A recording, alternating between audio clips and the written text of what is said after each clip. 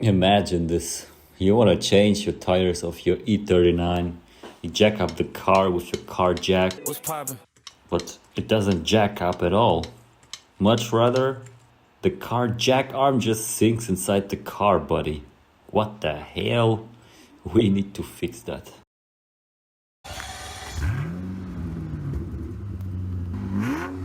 Yeah, my brother's E39 has decided to rust away. Literally all 4 of his car jacking points. Just a classic E39 problem. And the funniest thing about it, the previous owner or the seller has claimed of having them done. Well done, bro. Another big problem. This 525i has a technical inspection overdue since several months. Not even your technical inspector Vladislaw would let this rust bucket back on the road. Oh, and did I mention that we have to fix accident damage? That will be fun to do. And now, without too much talking, let's get to work.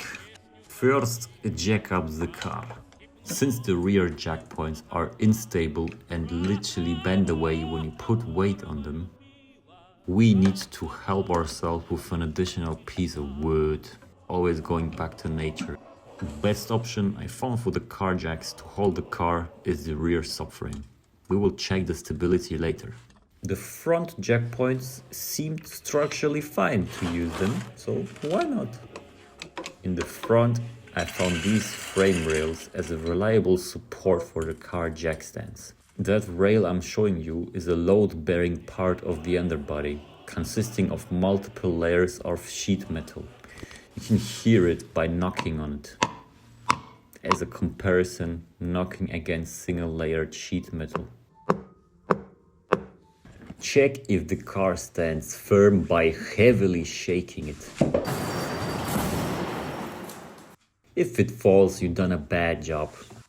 If it doesn't fall, well then just continue. Now, since the car is up, let's inspect the damage further. Someone, Rodi, has already poked huge holes in the car. I just love poking holes. I did it to expose all the rusted spots. Looks like we will have a lot of fun with this rusty E39. We want a proper sustainable repair that's going to last for the next 200 years minimum. So this is how we do. We cut out the bad metal.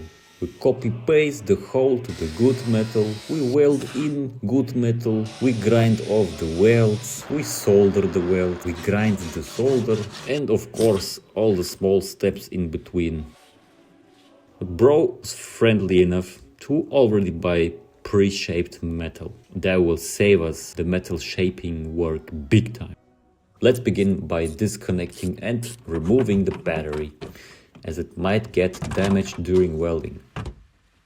Now we begin stripping the 525i off of any parts to gain better access and to expose more rusty metal. Starting with the rear, since we're already here.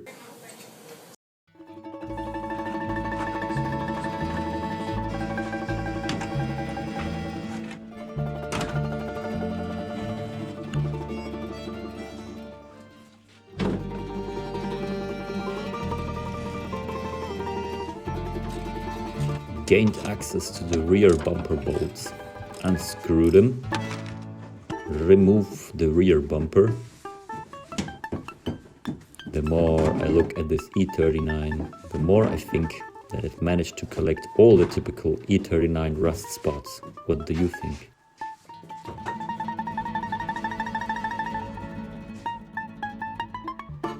Let's remove all 4 doors.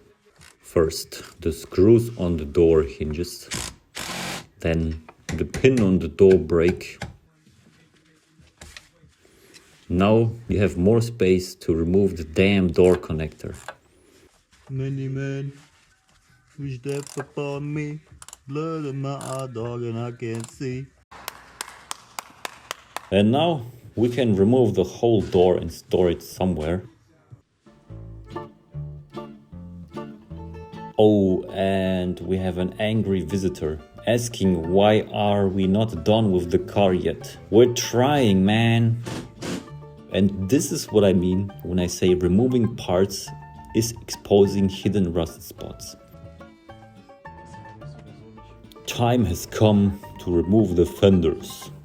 For that, the wheels need to come off first. And while removing the wheels, we found another problem.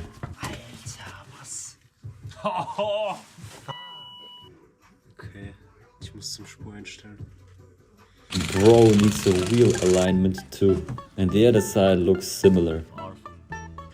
Onto the rear wheels. Let's hammer this off. Getting off the rear wheels seemed quite tough with the impact that I was using. Luckily, bro has got a good set of tools in his van, including Makita impact wrench. The dream of every Slavic mechanic. Hä? Wo ist das Problem?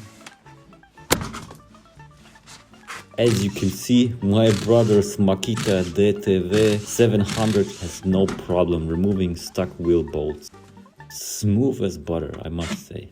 Now that the wheels are off, we can reach the screws for the inner wheel arch covers much easier. Also, this front cover needs to come new. Remove the inner wheel arch cover. Copy paste on the other side. And what do we have here? Gummibärchen. Ein Gummibärchen. Now that we have the wheels and plastic covers off, we can remove the fenders. Start by the hidden screws. Don't forget the blinker. Now the obvious screws. There you are.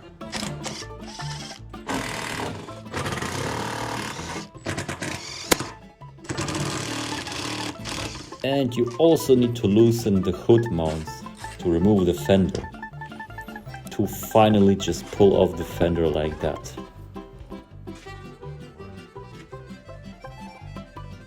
Well, before we start cutting and welding the car body, I want to remove more plastic parts that are just in my way. Start with the washer reservoir.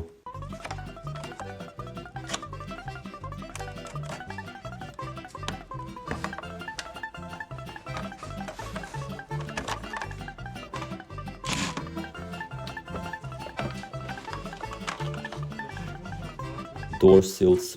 Almost guaranteed that the plastic pins break. Let's see if we can avoid it.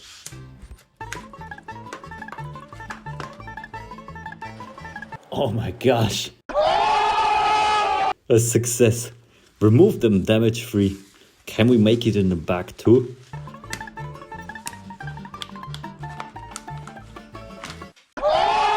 Perfect! Bro has done the other side. We can conclude the car stripping to be completed. And now, the part you've all been waiting for. Cutting and welding this body until it looks nice again. I am starting with small easy rust spots for the sake of practicing, so that later, when I move on to more complicated structures, I can attack them with more skill, or I will just get my dad, who is a professional welder for like 20 years, and he will just do it. That being said, let's begin by brushing off the rear right wheel arch rust with a Flex Angry Grinder.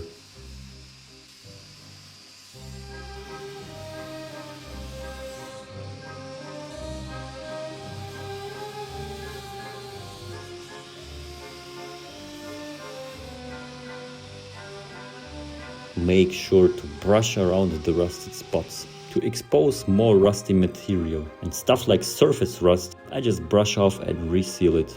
Now with the naked metal we can much better see what we need to reconstruct. A part of the outside and a little bit on the inside of the wheel arch end part. The wheel arch fold seems to be fine, so maybe we can trim it to fit bigger wheels. Let's manufacture the new piece of metal.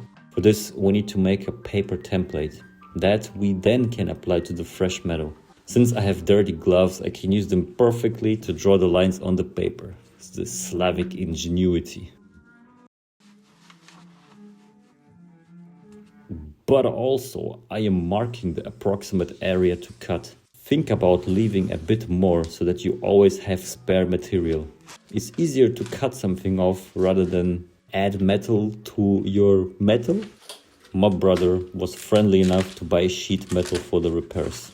However, while unpacking it, I noticed that the material is too thick and might cause problems in welding. Oh my god, bro. Oh, hell no, man. What the fuck? Car metal on that spot is only 0.8 millimeters thick, while the new material is 1.5 millimeters. That will be fun to weld. Since this is the only sheet metal that we have currently, I have no choice but to take it. Let's produce the weld-in piece with the help of my paper template.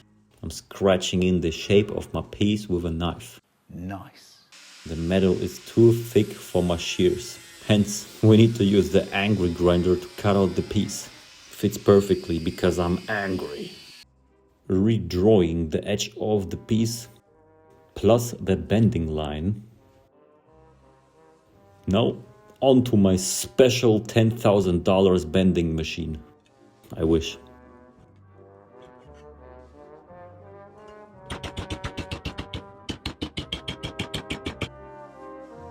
Next step. Press metal against the car body and draw fancy lines to see where to bend the piece. It also helps to draw the outlining of your workpiece on the car body, so you know where to cut it later. At this point, it's an iteration of cutting, bending, hammering and test fitting until you have the desired workpiece. At one point, I ended up with something like this. I would love to show you more, but at this point this video is getting too long. So in the next episode you can watch me cut out the rusty metal and weld in my amateur workpiece, plus more wild welding action on the actual E39 car jack point. Stay tuned and don't forget to like and subscribe. See you!